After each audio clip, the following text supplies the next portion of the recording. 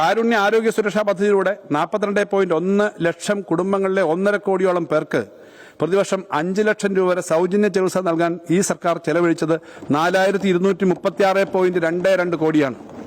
Sir, കാരുണ്യ ആരോഗ്യ സുരക്ഷാ പദ്ധതിയുടെ മാനദണ്ഡങ്ങൾ പുറത്തുള്ള 77,608 കുടുംബങ്ങൾക്ക് 3 ലക്ഷം രൂപ വരെ ചികിത്സാ സഹായം നൽകുന്ന കാരുണ്യ ബെനവലന്റ് പദ്ധതിക്കായി സർക്കാർ ചെലവഴിച്ചത് 606.5 കോടി രൂപയാണ്.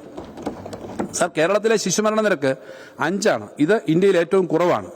ദേശീയ ശരാശരി 25 ആണെന്നതും നാം ഓർക്കണം. അമേരിക്കയേക്കാൾ കുറഞ്ഞ ശിശുമരണ നിരക്കാണ് നമ്മുടെ നാടിനുള്ളത് എന്ന അഭിമാനത്തോടെ പറയട്ടെ. കുറഞ്ഞ മാതൃമരണ നിരക്കിലും ഉയർന്ന മറ്റ് ആരോഗ്യ സൂചകങ്ങളിലും കേരളം രാജ്യത്ത് ബഹുദൂരം മുന്നിലാണ്.